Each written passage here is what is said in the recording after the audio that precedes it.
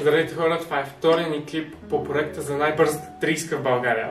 Виждате, че не съм навън, защото днеска много валеше и днеска ще правим окабеляването. Колегата за жалост го няма. Ама нищо, ще видя да се оправя сам този път. Ще правим кабели, тук вътре на масата ще го правим, имам такова от друг двигател окабеляване, така че ако вие нямате, по-добре да си го правите в колата. Ако правите окабеляване, ама аз имам, така че тук мога да си гледам марки. Така че нека да започваме. Така, тук както виждате е окабеляването за моята кола. Така, малко в лошо състояние, защото е дошла от донор и няма да го използвам толкова. Трябва само за мерките да видя как минават джиците. Така, тук малко има скъсани букси, разни работи. Аз горе-долу знам къде са наизуст нещата вече, защото толкова са работи по тази кола. Ама ако не сте сигурни, винаги проверяйте 2 пъти, 3 пъти, не е лошо да проверяте няколко пъти. И също като режете кабели, защото сега ще правим с чисто ново кабеляване съм взел. Тоест голи кабели, ще си го кабелявам аз всичките. Вие когато правите кабеляване, най-добре е да режете винаги по-дълги кабели, защото винаги мога да ги скъсите, ама да изпънете още малко кабел, ще трябва да го преправяте целия. И в това видео ще покажем как се слагат кабелите, нали, как се връзват към компютър, какви букси, разни работи. Разбира се, няма да стане за веднъж, нали, за един ден, може би 2 дена или 3. Ще видя за другата седмица съм подготвил да запаля колата, така че трябва за няколко дена да ги направим другата седмица, да мога да почнем по механичните работи на колата. И да слагаме самите кабели вътре. Нали? Иначе, сега ще ви покажа и другите неща, където трябва да си вземете за кабели. Ето тук съм си приготвил всички работи, където на мен ще ми трябват. Така, разбира се, малко тиксо, каквото и не е. Така, това е за кабелите. Слага се отгоре на кабела и с малко топлина, може и от сушлар, има и специални такива нагреватели с въздух. Малко го нагряваш, то се свива и стиска кабелите. Така, тук малко хартиен тиксо. Например, късам малко, слагам на кабела и го намерим за какво за той се разходи. Тук имаме букси за бобините, където говорихме миналия епизод, че ще слагаме. Аз ще трябва да си ги правя. Ако да го зумна, не дали се види. Тук металните, където са и сините. Сините са гумичките, металните са самите конекторчета, където ще трябва да слагам вътре в буксата. Тук дай да видим какво ще напипаме. Свински опашки, със сигурност си вземете нали, много различни. Ето така съм си взел червени и бели, 100 бройки от 150 от големите и другите са към 125 от малките. Големите ще са, да кажем, за по-големите снопове-жици, малките за по-малки, така да ми ги държат. Те сигурно най-много ще ги използвам. Тук какво има? Така, бобините. Ето ги бобините. Те ми пристигнаха 4 броя, само че едните бяха на Беру, другите бяха на Чемпион и ми ги върнах обратно на хората. Те бяха много добър човек. Вика, върнете ми ги, веднага ще ви ги пратя обратно. Така, тук са двете Беру, това са от R8 TFSI, много двигатели, общо взето всичките на Audi. Малко са дългички и леко ще стърчат на колата, ама нищо, не е проблем. Ето ги буксите, където влизат тук, където ще правим. Така, тук имам една книжка, където да част, нали, жица колко метра трябва да е, горе-долу. Аз така съм си ги направил, номерирал съм ги. После съм видял колко трябва да купувам метри. Имам 3 цвята, сега ще ви ги покажа. После ще видим тук вътре какво пише. Така, изолир банче, защото винаги трябва да има. И така, нека да посветя малко към мене. Така, когато правите окабеляване, такива клещи са ви задължителни, просто не може без тях. толкова са удобни, взимаш кабел и само го слагаш тук и го обелва без проблеми, както виждате. Така, отверка за буксите съм взел да ги тествам, нали, как влизат, как такова, да мога после да ги махна. И тук сега има SIM кабел, където не е за сигналните жици. Има червени кабели, където са за плюсовете. Имам тук няколко черни кабела, където е за минусовете. Така, едно макетно ножче, за да мога да ги режа, ако нещо ми се наложи. Така, едни резачки, клещи резачки. Също ако нещо ми се наложи по-лесно да ги режа. Така, това бутонче, не бутонче, да е switch, както се вика на български, забравих. Нищо де. Така, това бутонче е много удобно, защото примерно сега на on. И когато си го бутнеш нагоре, винаги е включено. Ако искаш случайно, мога да го бутнеш надолу и като го пуснеш и само се връща. Това ще ми е за на колата Launch Control. Ще ми е много удобно. Ще си го монтирам някъде вътре в колата.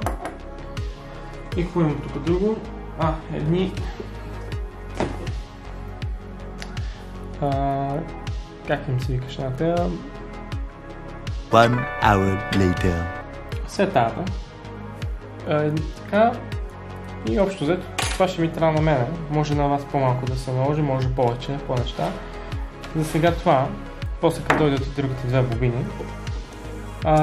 Само няма да правя в този епизод, нали, окабеляването за инжекторите, защото не съм точно сигурен, тук няма самите жици за инжекторите, самото такова, конекторите.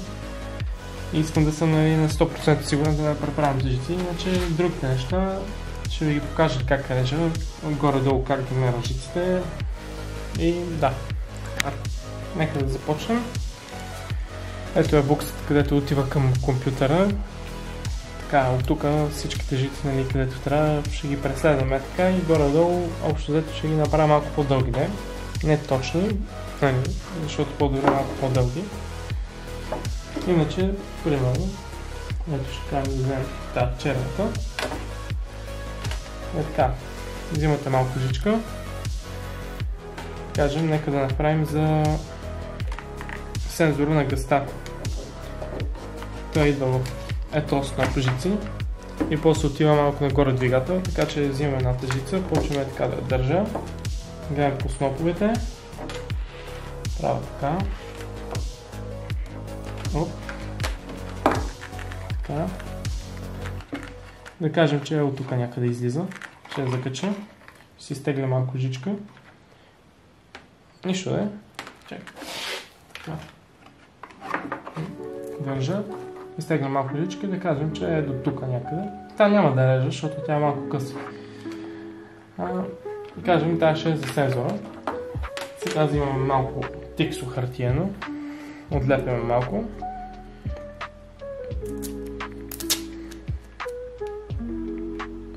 Така. Отлепяме малко тиксо, слагаме на масата. Взимаме макетното ножче. Съвсем леко ги режем. И то си се къса. После взимаме една химикалка и си надписваме. Аз ще ви пиша на английски съкращенията. TPS е за Throttle Position Sensor, се превежда на български сензор на гъста, нали? Колко натиснат, колко така, на каква позиция. Така, взимаме тази жичка и аз обичам леко така да си ги лепвам, да има място, така и да се виждат какво пише. Ако го смачках, ама нищо мога да напиша още едно. И така, общо взето сега за всичките жици. Нали, няма да ги снимам, защото пак едно и също взимаш от тук, гледаш, нали, къде излиза горе-долу и си режеш жицата, така че като ги направя ще почва пак. Така, ето тук общо взето половината кабели, не са всичките все още, ама някои плюсове и минуси, нали, се повтарят. Реших да направя за инжекторите, защото имаше достатъчно кабел, имам още малко останало и после ще ги довърша. Също, това ми дойде с мегатройката, където говорих в миналото видео. Тук, къде влизат в самите букси, буксите са ми долу в колата, обаче ги забравих. После ще ги слагам. Първо ще се направя към двигател, да се слагат буксите, ще ги номерирам и ще си ги сложа, например, черно и синьо ми трябват на някои сензори. И после ще ги наслагам тук и това ще го снимам, разбира се. Ще демонстрирам как се прави. Иначе сега общо взето, те всичките са направени по тези мерки. Каем 5 джици наведнъж, после още 5, после още 5 и така докато свършат. Да не се объркваме, разбира се. Някои жици на релетата, където трябва да сменям. Защото и те нещо ми работиха както трябва. Бях го пробвал Megasquirt с старите жици и някои направиха контакт и затова реших направя нова инсталация да се направя. Иначе за сега това ще видя още някои жици да направя и после ще видим долу в колата как става. Така, общо дето това са повечето жици. От те, където видяхте жиците, ми остана толкова червена, около 2 метра, около 1 метър от синята, от червената абсолютно нищо не остана.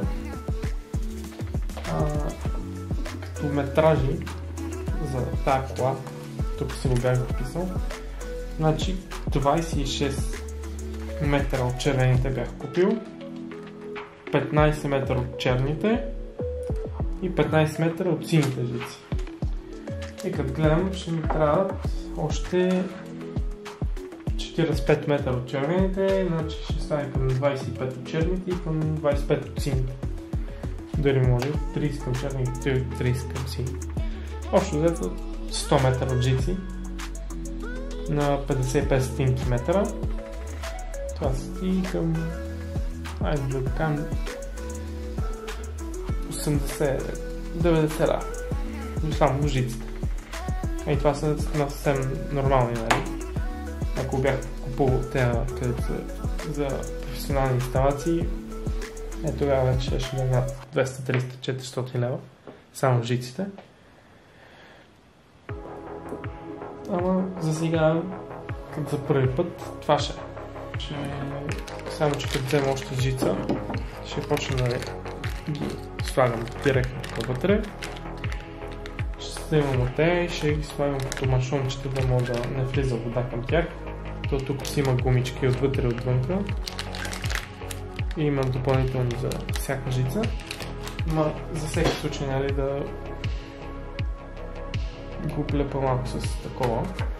Малко силиконче, да няма никакъв риск, и като минаваш и през лопти, и през това, нали, да влиза вода. Все пак тази кола няма да е само за писта, аз искам да си я карам everyday като кола. Така ми се да проекта, общо взето всичко да може да се прави, дрифтове, драг, писта, everyday, всичко. Например, компресор е това, друг клип, ще трябва да купуваме интеркулери, съединения, ще покажа, дори имам клипове как слагаме този компресор с планката. Ще го пуснем това обаче в YouTube Shorts, нали, малко клипчета и там да пусна. И общо взето за сега е това. Много благодаря, че гледахте клипа всички. Не забравяйте да лайкате, да сабскрайбите, следващите клипове ще са още по-уникални. Почваме да слагаме кабелите в колата и почваме да слагаме бобини и сензори и всичко. После ще слагаме и суперчарджери и турбини. Всичко ще правим в тази кола. Интеркулери, окабелявания, всичко. После ще видите и как се мапва в самите компютри в Megasquirt, защото и това трябва да се направи. Аз ще си го правя, разбира се. Няма сега да не ходим при някой други да го прави, да ни взема парите. Това е DIY, нали? Да си направи си го сам. Да, това е всичко за този епизод. Много ви благодаря за гледането и довиждане.